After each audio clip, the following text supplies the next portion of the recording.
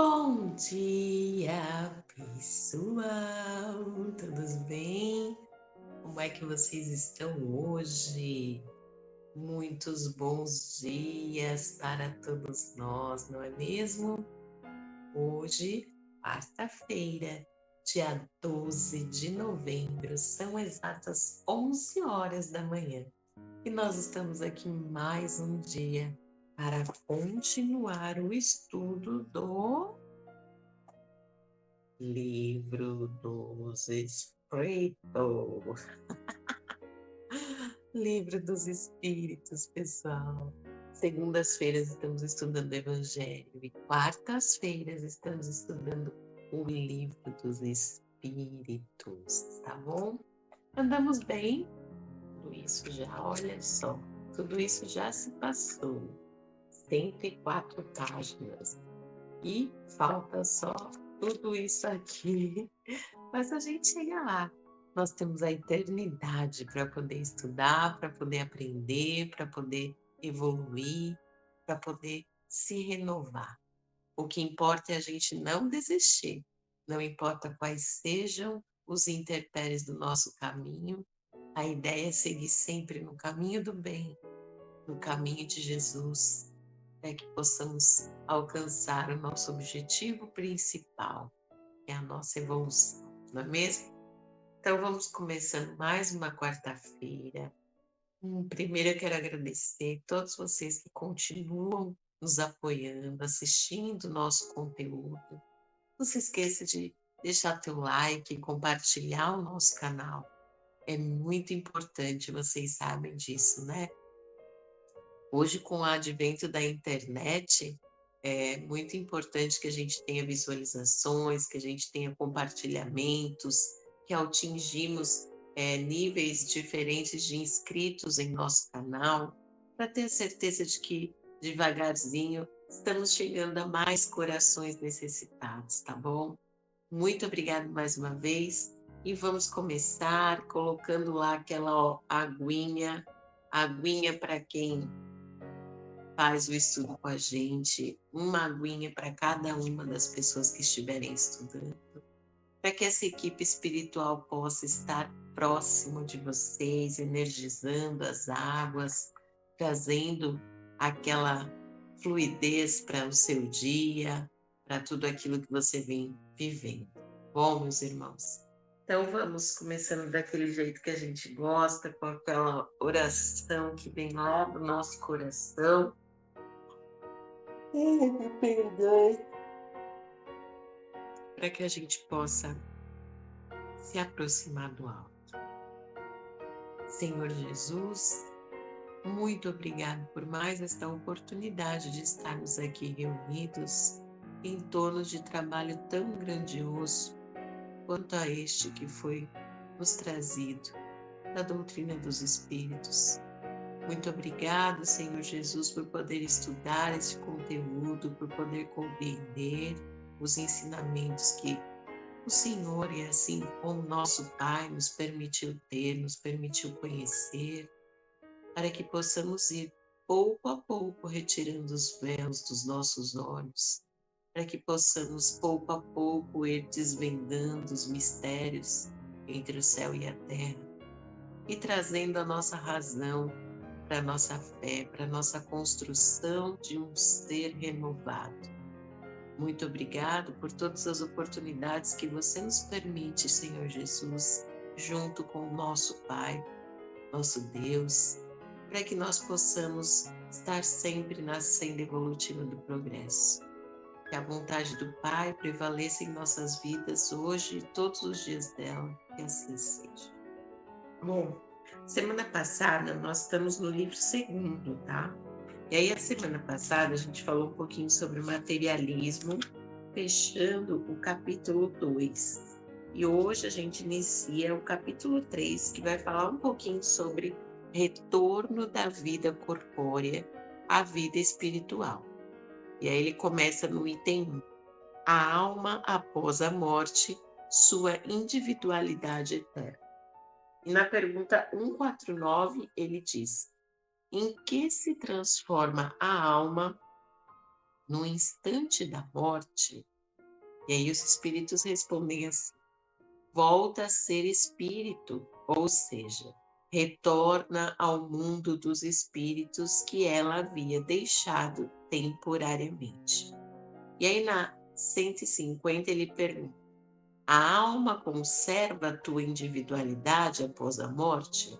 E os espíritos respondem: sim, não a perde jamais. O que seria ela se não a conservasse? Na 150A eles perguntam: como a alma constata sua individualidade se não tem mais o corpo material? Daí os espíritos nos respondem: tem um fluido que lhe é próprio, que tira da atmosfera do seu planeta e que representa a aparência da última encarnação, o seu perispírito. E na 150B ele complementa: a alma não leva nada deste mundo? E os espíritos respondem: nada mais que a lembrança e o desejo de ir para um mundo melhor. Essa lembrança é cheia de doçura ou de amargor, segundo o emprego que tenha dado à vida. Quanto mais pura ela for, mais compreenderá a futilidade daquilo que deixou na Terra. Vamos comentar um pouquinho sobre essas 4 questões muito pequenas, mas que tem um conteúdo aqui para a gente falar o dia todo, né, pessoal? Então ele começa perguntando no que a gente se transforma, né? No que a alma se transforma. Kardec ele utiliza o termo alma para designar o espírito quando encarnado. Então, quando não estamos no corpo matéria, somos chamados de espírito somente. Mas quando estamos no corpo matéria, somos chamados de alma, que é o espírito encarnado.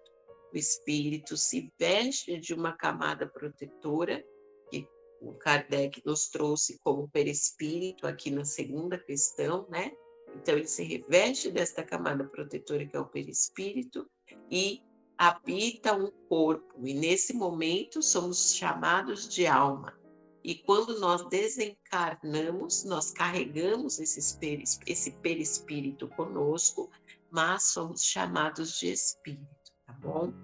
E aí ele pergunta se a alma não perde, né? Se cada um de nós não perde a sua individualidade. E aqui eles deixam claro que jamais. Então, tudo o que eu conquistei na senda evolutiva do meu progresso é meu. Isso de fato é meu. Só isso de fato é meu.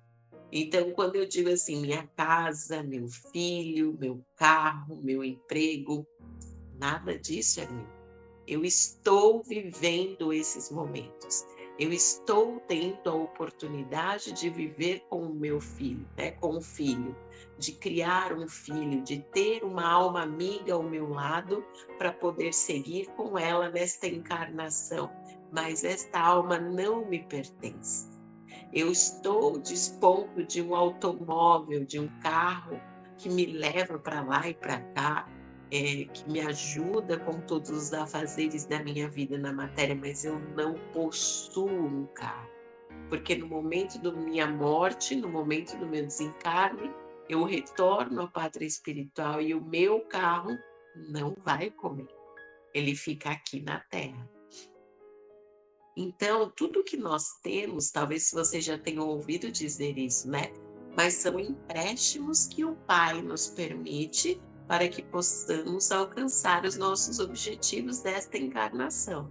Então, é mais ou menos como um planejamento, né? A gente faz um planejamento. Ah, eu vou, por exemplo, eu vou cursar uma faculdade. Durante o meu curso da faculdade, eu quero ter os livros para eu poder estudar, eu quero ter um carro para poder facilitar a minha locomoção de uma aula até outra aula, de um estágio para a faculdade, para que eu não perca a hora. Então, olha lá, eu vou precisar ter um carro, eu vou precisar ter livros, eu vou precisar ter roupas para que eu possa estar indo à faculdade vestida, porque eu não quero ser presa.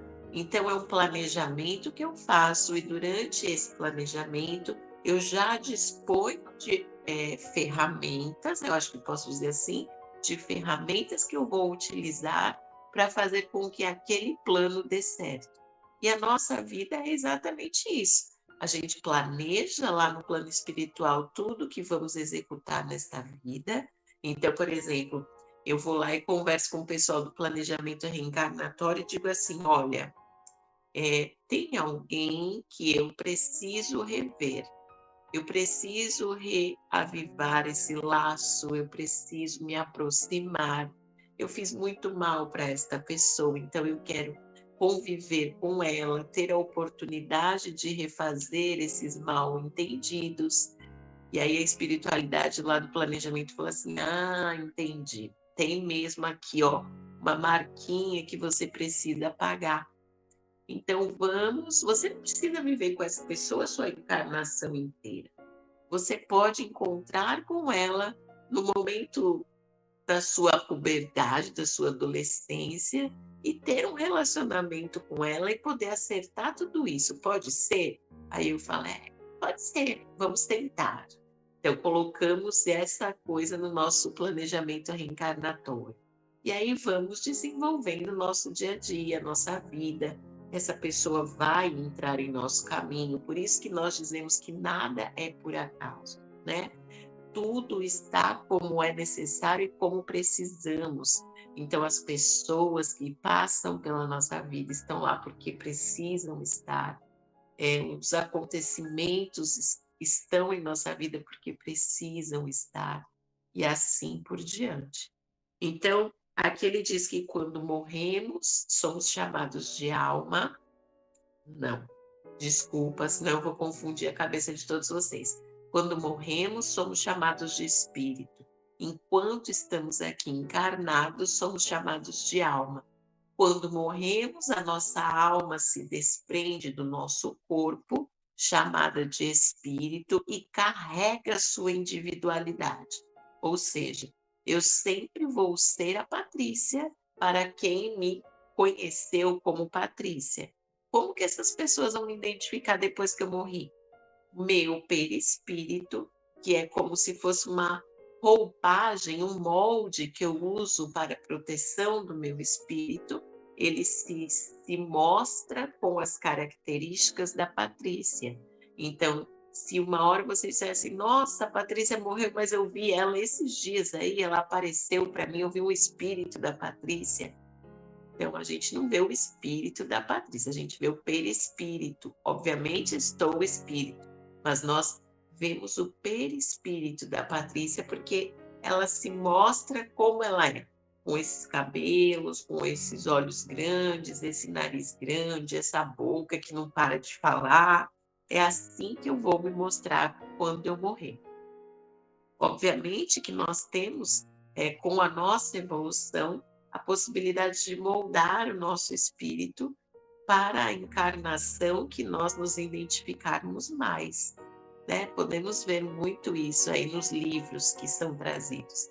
Mas, em sua maioria, nós conservamos a última existência, a aparência da última existência, né? Aí ele continua e pergunta na 151. Que pensar da opinião de que a alma após a morte retorna ao todo universal? E os espíritos dizem assim: o conjunto dos espíritos não constitui o mundo. Quando estás numa assembleia, fazes parte da mesma e, não obstante, conservas a tua individualidade. Então, o que ele está dizendo aqui? Que essas linhas de teoria que acreditam que quando a gente nasce, sai um pedacinho do todo e constitui a gente. E quando a gente morre, esse pedacinho do todo volta e integra o todo. Dependendo da forma como que você olha para isso, ela é verdadeira. Por quê? Porque somos uma grande família, somos uma família universal, não é? Nosso Pai, que é Deus, nos cria e todos somos filhos de Deus. Então somos uma grande família, formamos esse todo, não é? É esse todo que faz com que cada um de nós possamos vir e nos desenvolver e evoluir. Então, se nós analisarmos pelo lado desse todo universal, que quando eu desencarno, quando eu morro, eu volto a fazer parte desta família, tá certo, né? Eu integro ao todo, mas sem perder a minha individualidade. Eu continuo sendo a Patrícia. O meu espírito continua no momento evolutivo que ele se encontra. Ele não perde tudo o que eu já desenvolvi, o que eu conquistei para voltar a habitar o nada. Então, vai depender da forma como se interpreta isso. Na 152, ele pergunta assim: que prova podemos ter da individualidade da alma após a morte? E os espíritos respondem: não tendes esta prova. Pelas comunicações que obtendes, se não estiverdes cegos, vereis. Se não estiverdes surdos, ouvireis. Pois frequentemente uma voz fala e vos revela a existência de um ser que está ao vosso redor. Então, ele fala aqui um pouquinho dos nossos mentores, não é? Dos nossos mentores que estão ao nosso lado e que estão sempre tentando nos mostrar o caminho, nos mostrar a possibilidade, nos mostrar por onde seguir, para que nós possamos estar nas escolhas certas, na senda evolutiva do progresso. Então, quando nós tivermos olhos de ver, ouvidos de ouvir, nos sintonizarmos com estes mentores, poderemos o tempo todo estar recebendo orientações, conversando, não é? Sendo inspirados. Não é que porque não temos olhos de ver e ouvidos de ouvir, eles não estão aqui. Não, eles estão sempre. Mas nós não estamos neste contato mais sutil com eles, né? Nós os escutamos às vezes, e em sua maioria, quando escutamos, acreditamos que somos nós mesmos, que é a nossa cabeça, que é o nosso inconsciente, que está nos mostrando as alternativas, mas sempre é alguém que está aqui, tanto para nos cuidar, quanto para nos derrotar, né? Porque aquela velha história do anjinho bom e o anjinho mau. Estamos o tempo todo sendo influenciados, como disse aquela questão anterior, quanto os espíritos influenciam em nossas vidas. O Kardec perguntou aos espíritos, e os espíritos respondem muito mais do que imaginais, não é? Então, na maior parte, daí ele ainda completa assim, na maior parte das vezes é eles que vos conduzem, né? Porque nós ainda somos muito pequenos, nós ainda não temos tanto domínio de nós mesmos, acreditamos sermos incapazes de fazer muitas coisas. Então, em sua maioria, eles nos dominam, eles nos mandam e desmandam, né? Daí Kardec complementa essa pergunta com um trecho que ele diz assim: os que pensam que a alma, com a morte, volta ao todo universal, estarão errados se por isso entendem que ela perde a sua individualidade, como uma gota d'água que caísse no oceano. Estarão certos, entretanto, se entenderem pelo todo universal o conjunto de seres incorpóreos que cada alma ou espírito é um elemento. Se as almas se confundissem no todo, não teriam senão as qualidades do conjunto, e nada se distinguiria entre si.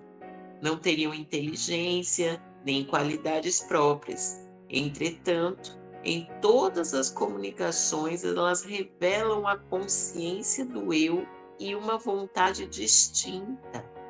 A diversidade infinita que apresentam, sob todos os aspectos, é a consequência da sua individualização.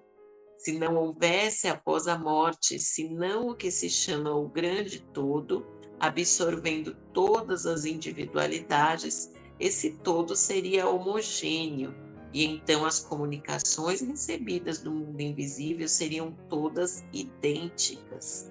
Desde que encontramos seres bons e maus, sábios e ignorantes, felizes e desgraçados, e desde que os de todos os caracteres, alegres, tristes, levianos, sérios e etc., é evidente que se trata de seres distintos. A individualização ainda se evidencia quando esses seres provam a sua identidade através de sinais incontestáveis, de detalhes pessoais relativos à vida terrena e que podem ser constatados. Ela não pode ser posta em dúvida quando eles se manifestam por meio das aparições. A individualidade da alma foi teoricamente ensinada como um artigo de fé, mas o Espiritismo a torna patente e, de certa maneira, material. Então, Kardec está trazendo para a gente exatamente isso que eu comentei, né? De acordo com tudo que nós temos sobre o Espiritismo, nós temos a possibilidade de compreender de que cada um dos espíritos que se manifestaram na doutrina dos espíritos, então a pleiade espiritual que veio dar as comunicações, onde Kardec questionava vários pontos, foram muitas perguntas que Kardec fez. Então, olha, no Livro dos Espíritos, a sua primeira edição teve 551 perguntas, e esta segunda edição, ela cresce e ela vem para a gente com 1018, e às vezes, dependendo da edição, 1019 perguntas, mas nós já sabemos que dessas 1019 foram muitas perguntas feitas por Kardec. Sabemos que dessas muitas perguntas feitas, ele seleciona 3.000. E aí, dessas 3.000, ele tira essas 1018 que ele considerou sendo as mais importantes, as que faziam uma ordem cronológica, uma lógica que funcionaria dentro das explicações necessárias. E quando ele faz essas perguntas para os espíritos nos diferentes pontos do globo, todos eles conservam a sua personalidade, a sua individualidade. Então, ele poderia conseguir, ele conseguiu conversar com espíritos não muito superiores, não muito elevados, que traziam conhecimentos banais, conhecimentos que todos nós temos. Ele conversava com espíritos que se apresentavam raivosos, que queriam vingança. Ele se apresentava com espíritos que apareciam tristes, chorando, se lamentando por todas as coisas. E aí ele conclui que nós temos uma evolução do espírito, que não estamos todos iguais, né? Somos criados iguais, mas o caminho que percorremos até a nossa evolução, cada um de nós leva o tempo que necessita. Escolhe os caminhos que lhe apresa, né? Então, o livre-arbítrio, ele entra exatamente nesse momento. Os caminhos que eu escolho para chegar do átomo até o arcanjo são caminhos que dependem de mim, única e exclusivamente, da minha individualidade, do meu ser, do meu aprendizado. E esse caminho, essas escolhas, eu sou livre para fazê-las. Então, quando ele traz para a gente todas essas comunicações, né? Entre o mundo material e o mundo espiritual, ele consegue, como ele disse aqui, de uma forma que material, comprovar que cada um de nós, após a morte, somos nós. Não vamos virar santos, né? As pessoas que pensam que é assim, morri, descansei, eu ouvia muito isso, né? Ah, tadinho, sofreu tanto, morreu, descansou. Doce ilusão dessa pessoa, né? Porque assim, vocês acreditam mesmo que a gente, vamos pensar de uma forma bem lógica, né? A gente que tá nessa vida, assim, ó, muitas vezes no automático, dorme, acorda, vai trabalhar, faz todas as coisas de casa, vai para academia, vai para não sei aonde, dorme de novo, acorda e vai de novo e de novo. Vocês acreditam mesmo que a gente morre e descansa? Vocês acham que existe a possibilidade da gente morrer e a nossa cabeça parar de funcionar? Eu não acredito nisso não. E tá aí a doutrina dos espíritos que comprova, por muitos experimentos, por muitas entrevistas que tiveram, muitas questões, muitos tópicos abordados, que também nos comprova que nós não paramos, continuamos. E aí muitas vezes triste, porque assim, a gente consegue perceber que muitos de nós continuam nos vícios, continuam no erro, continuam nas escolhas não tão felizes assim. E Deus, nosso Pai, que Ele é totalmente infinita bondade e amor, sem contar com o ser justo, né? Ele permite que cada um de nós sigamos ao nosso tempo, sigamos ao nosso passo. Ele não nos apresta em nenhum momento. Então, muito sabiamente, ele cria as leis divinas que regem toda essa orquestração, não é? E aí ele continua na 153 e diz assim: em que sentido se deve entender a vida eterna? E os espíritos respondem: é a vida do espírito que é eterna. A do corpo é transitória e passageira. Quando o corpo morre, a alma retorna à vida eterna. E na 153A ele complementa perguntando: não seria mais exato chamar vida eterna a dos espíritos puros, que, tendo atingido um grau de perfeição, não têm mais provas a sofrer?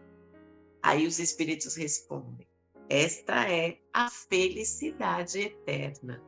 Mas tudo isso é uma questão de palavras. Chamais as coisas como quiserdes, desde que vos entendais. E aí, ele está dizendo para a gente, então, que a vida eterna é a vida do espírito. O nosso espírito é eterno. Então, e enquanto está aqui encarnado, é chamado de alma. Então, a nossa alma é eterna, né? O que acontece é que ela passa por momentos transitórios entre encarnes e desencarnes, encarnes e desencarnes, encarnes e desencarnes, mas muitas vezes se esquecendo de que sua vida real é no mundo espiritual. É no momento do desencarne que eu estou na minha vida real. O momento em que eu estou aqui na matéria é apenas transitório, aonde eu venho para poder testar todos os meus aprendizados e saber se eu fui aprovada ou reprovada, bem como acontece na nossa escola, né, na nossa vida material. Então, eu vivo lá o ano todo de estudos na escola, ao final do ano ou durante todo o decorrer do ano, eu vou passando por provas para saber se eu sigo ou se eu fico parada ali no mesmo lugar. Nunca retorno, né? Olha como é sábio. Eu estou lá no primeiro ano, eu não vou para o segundo ano, vou para o terceiro ano, eu não consigo do terceiro, do quarto voltar para o primeiro, já foi. O primeiro já passou, o segundo já passou. Então eu entro no primeiro ano, eu não sei ler, não sei escrever. Eu aprendo a ler e a escrever no primeiro, no segundo, no terceiro ano. Quando eu chego no quinto ano, eu não posso desaprender a ler e a escrever. Eu já aprendi, é meu, ninguém tira de mim. É assim com a nossa evolução. Então, a minha alma, que é o meu espírito encarnado, ele conserva todo esse aprendizado. Então, quando eu aprendo a ler e a escrever, acabou. Eu nunca mais vou esquecer. Eu já sei ler e escrever. E é assim no mundo espiritual também. Então eu sigo para o desencarne, aprendo coisas novas, volto para o encarne para poder ver se de fato eu aprendi, para ser provada dessas coisas. Por isso que estamos no mundo de provas e expiações. Então ele diz que a vida eterna é a vida do meu espírito, e que quando eu chego no grau de pureza, que é o grau máximo evolutivo, né, do espírito puro, do arcanjo, como algumas pessoas costumam chamar, eu chego na felicidade eterna. Mais que tudo isso, como eles dizem sempre, são só palavras. Palavras que a nossa capacidade tem de compreender. Então, se essas palavras nos aprazam, ótimo, tá tudo certo. Conforme vamos evoluindo, podemos adquirir o conhecimento de novas palavras e aprender de outras formas a interpretar todos esses ensinamentos. A gente vai ficando por aqui, que está dando a nossa hora. A semana que vem a gente começa a separação da alma e do corpo, tá bom? Mas já aprendemos aqui um pouco hoje sobre a alma, né, que somos o espírito, que somos nós. Então, enquanto encarnados chamamos alma, quando desencarnados voltamos a chamar espírito, e que todos nós somos individuais, temos a nossa parcela nossa, que ninguém nos tira, não importa onde quer que nós estejamos, tá certo? Então, por hoje a gente fica por aqui, tá dando nossos 30 minutinhos. Eu agradeço mais uma vez todos que acompanham, que fazem parte desse estudo, dessa leitura do livro dos Espíritos. Às segundas estudamos o Evangelho. Hoje à noite temos Evangelho no Lar, para quem quiser estar conosco, quem quiser participar, tá bom? Vamos encerrando então, fazendo aquele agradecimento, aquela vibração, trazendo para perto de nós a água que colocamos no início. Para quem ainda não colocou, coloque uma aguinha aí, que este é o momento. E vamos sintonizando nossa cabeça, nossos pensamentos com o alto. Sempre gratos das oportunidades que o alto nos permite. Vamos neste momento, convidar os nossos amigos espirituais, esta pleiade espiritual que nos acompanha, que trabalha em benefício de nós, da nossa família, para que abençoe as nossas águas, para que estejam a casa de cada uma das pessoas que acompanham esse estudo, energizando, fluidificando essas águas, trazendo tudo aquilo que cada um de nós precisa no dia de hoje, nesse resto de semana, para que possamos continuar nessa seara do bem, cultivando plantas frutíferas para o nosso colher, para o nosso plantio, para a nossa semeadura.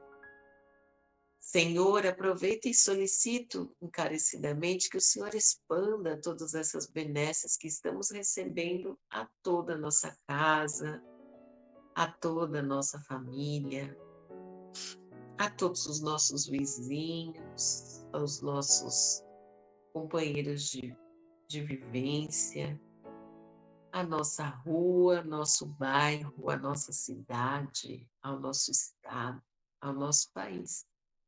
E a esse planeta Terra que nos recebe, que nos conforta, que nos apoia em tudo que precisamos, Senhor. Sede conosco todos os dias da nossa vida, meu Pai. Nos faça perceber e nos faça permanecer neste caminho do bem que o Senhor nos permite. Mais uma vez, obrigado e fica conosco, não só hoje, mas todos os dias da nossa vida. Que assim seja. Podemos tomar a nossa água.